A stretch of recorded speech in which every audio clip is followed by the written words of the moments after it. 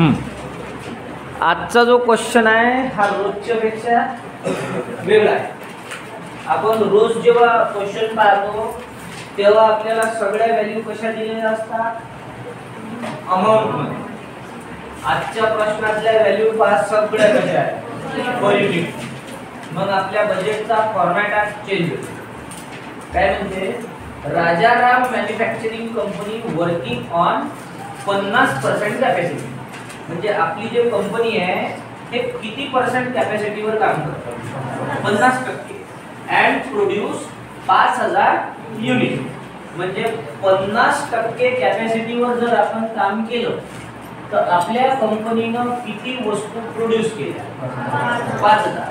किती टक्क्यावर, 50. आता सगळ्यात लास्ट वाला पॅराग्राफ म्हणजे प्रिपेअर फ्लेक्सिबल बजेट फॉर 60% 80%. मग दिलेली कॅपॅसिटी किती टक्के, 50%. बनवायचं किती आहे, 60 आणि 80. मग 50% बरोबर 5000 युनिट, तर 60% बरोबर किती, 6000. मग इथं लिहून देऊ 6000 युनिट. तसंच इथे 50% बरोबर 5000 युनिट, तर 80% बरोबर 8000 युनिट. हे कसे काय ते समजले काय. आणि आजचा फॉर्मॅट वेगळा झाला. किती कॅपॅसिटी दिली आहे, 50%. तर याच्यात मी दोन पार्ट केले.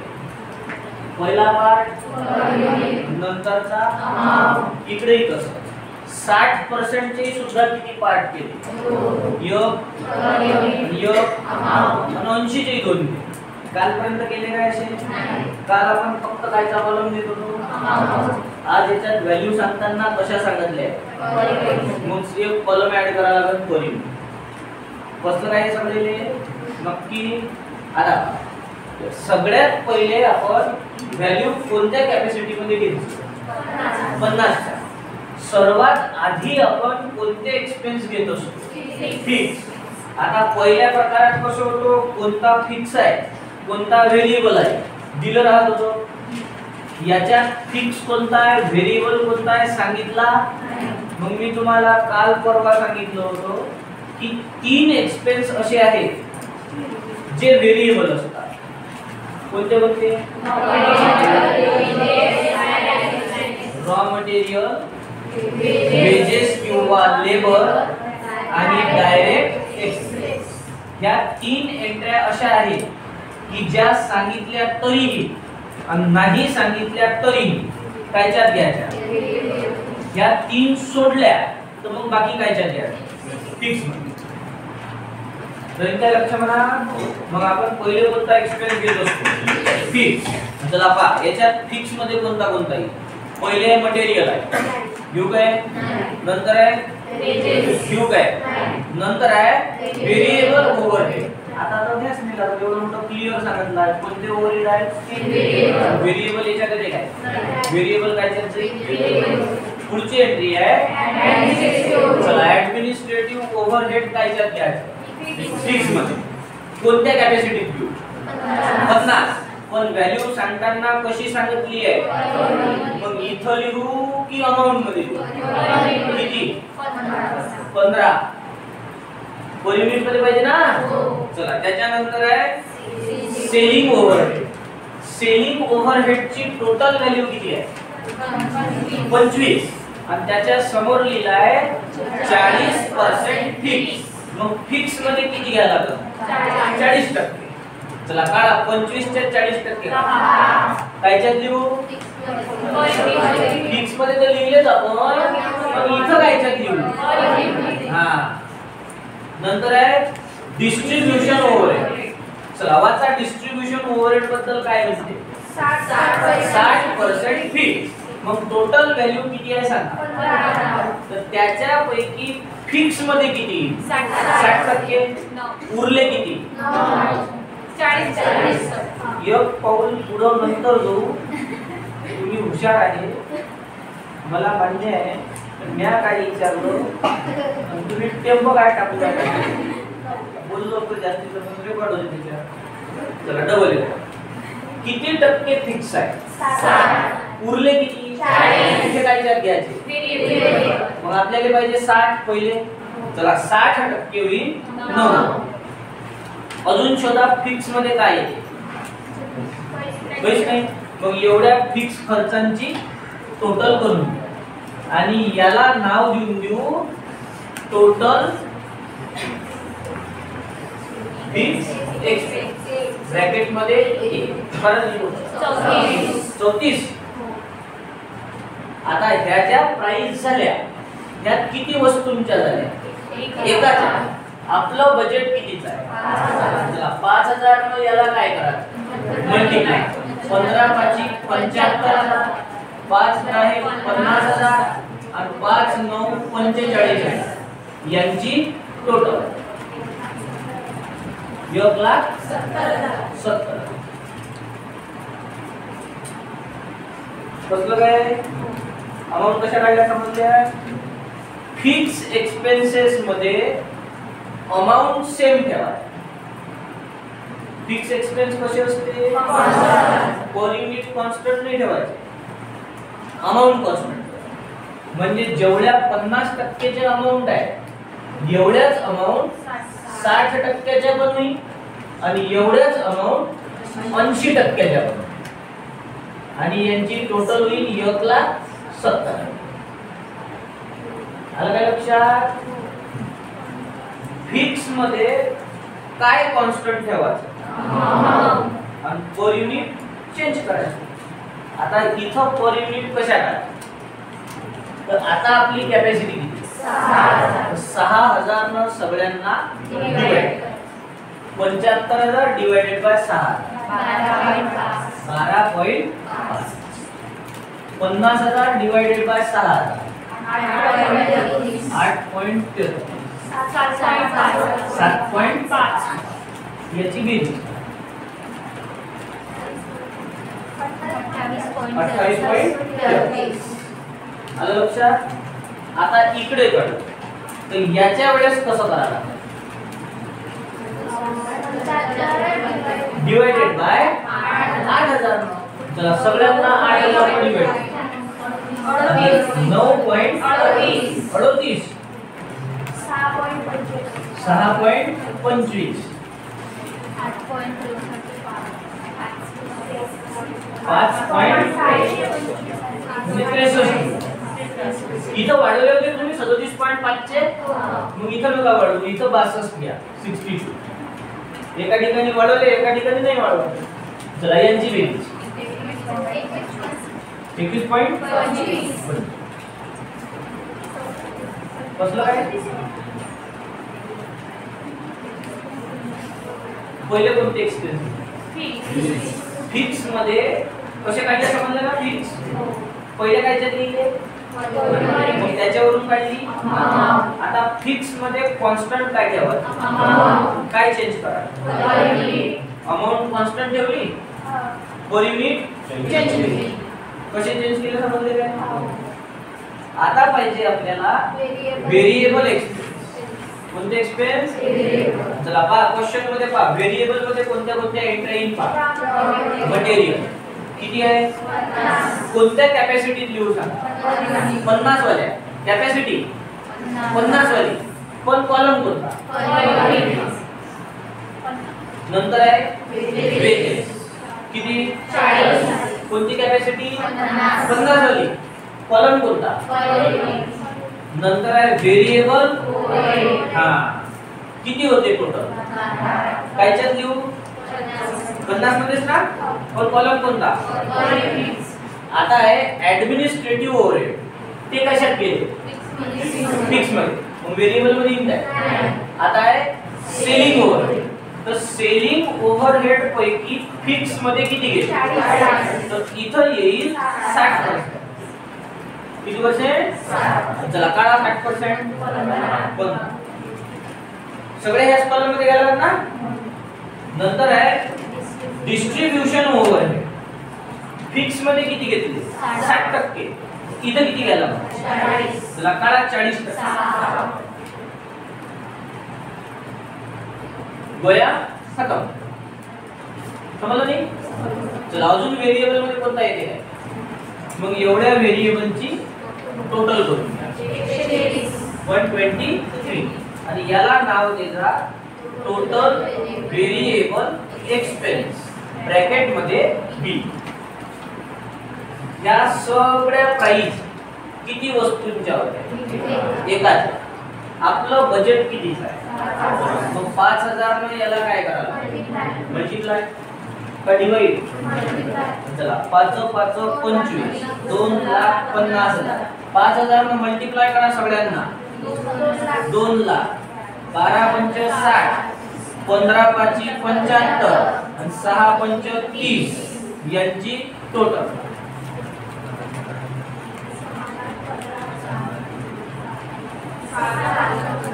6,15,000. बरोबर आहे. चला पहिले कोणते घेतले होते? फिक्स मध्ये काय कॉन्स्टंट होतं? काय चेंज झालं होतं? व्हेरिएबल मध्ये उलट करा. फिक्स मध्ये काय कॉन्स्टंट होतं? अमाउंट.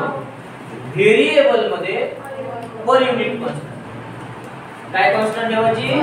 मग ह्या पर युनिट वाला कॉलम सगळ्या कॅपॅसिटी साठी सेम राहील. 50 40 12 15 6 टोटल होते 113. इथे हा कॉलम सेम टोटल होते 100. फिक्स मध्ये काय कॉन्स्टंट होतो? अमाउंट. व्हेरिएबल मध्ये काय कॉन्स्टंट ठेवायचं?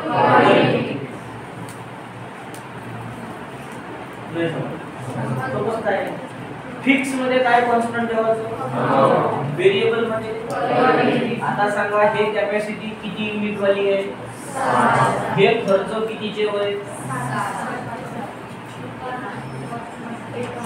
हे खर्च कितीचे होय? एका युनिट. बजेट कितीचा आहे? मगाशी आपण फिक्स मध्ये 6000 न डिवाइड केलं होतं. आता ही डिवाइड करा काय? एकावरून अनेकाचे काढायचे आहे ना. मग आता काय करायला? चला 50 गुणिले 6 3 लाख. 6 चौक 24 2 लाख. 12 सखम 72,000. 15 सखम 90,000 आणि 6 6 36,000 यांची टोटल 7,38,000.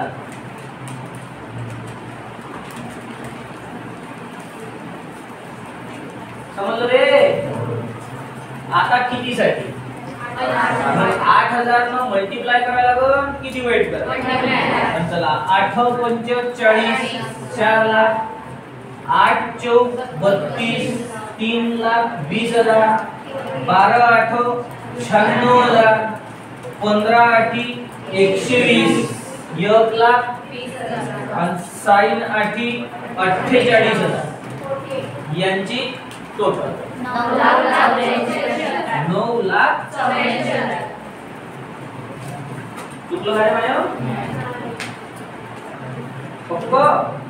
बरोबर आहे. याच्यात सेमी व्हेरिएबल एक्सपेन्स नसते. का बनान सायंटिस्ट लिहन तिसरं नाव सेमी व्हेरिएबल. मग आता काढा लागते आपल्याला टोटल कॉस्ट. तर आता हा वालाच फॉर्म्युला लावायचा a + b. काय a + b + c? चला ह्या a झाला ह्या b झाला. ह्या दोघांची बेरीज करतो एक एक लिहायचो. आणि चला 34 आणि 123 157 785 123 आणि 28.33 151.33 9 लाख 8 144.25 11 लाख.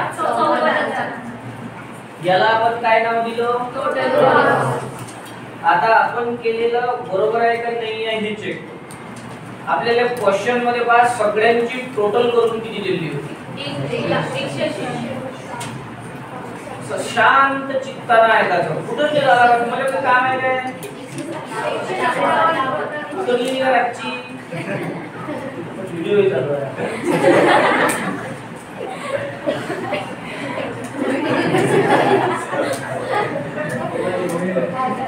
180 कुठून आले 157. किती % कॅपॅसिटीचं होतं ते 50. मग आपल्या याच्यात 50 वाल्याची जर टोटल केली तर बरोबर किती आहे 157. मग आपलं बरोबर आहे.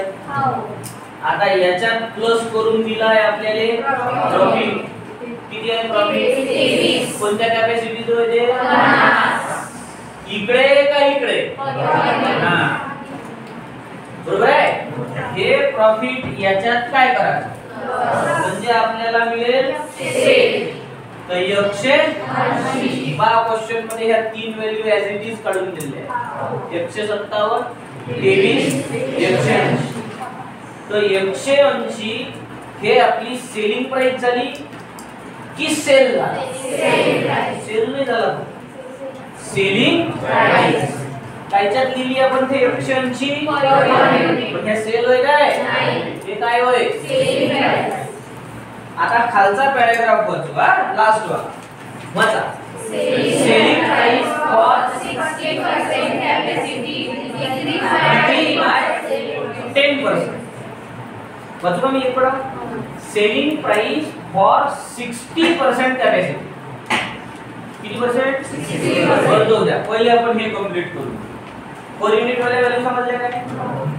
हे किती युनिटची किंमत आहे एका.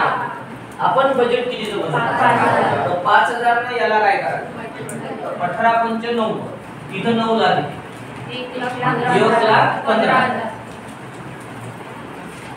ते कसं काढायचं समजलं एकाची व्हॅल्यू काढायची त्याच्यातून हे नाही तर मग 23 गुणिले 5000 कसं काढलं तर चालतं बरोबर. आता सांगा हा काय आहे आणि हे काय आहे 180 हे सेलिंग प्राइस आणि 9 लाख हा सेल आहे. 180 काय आहे सेलिंग प्राइस 9 लाख काय सेल. मग आता खालच्या पॅराग्राफ मध्ये काय म्हणे का at 60% capacity selling price decrease by 10%. Selling price म्हणजे हे वाली की हे वाली 180 10% काय झाली डिक्रीज. मग 180 च्या 10% होईल 18. किती होईल 18. इन्क्रीज म्हटलं तर डिक्रीज म्हटलं तर म्हणजे इथं येईल 162. काढून दाखवू का बाई आरती समजले सगळ्यांना. हे झालं 60% साठी. अजून पुढे बघा काय म्हणते at 80% कॅपॅसिटी डिक्रीज बाय 15%. 20%. कायच्या पण सेलच्या का सेलिंग प्राइस सेलिंग प्राइस किती आहे 180. याच्या 20% होईल 36 रुपये. किती होईल 36. हे त्याच्यातून काय होईल म्हणजे उरले 144 140. कुठलं काय बरोबर आहे. हे सेलिंग प्राइस किती वस्तूची आहे एकाची. आपलं आता बजेट किती आहे 6. चला 162 गुणिले 6000 9,72. याच्यातून हे मायनस करा याच्यातून हे मायनस 10.67 इथे येईल आणि 64,000 इथे. चेक करा फक्त चुकलं नाही पाहिजे आपण.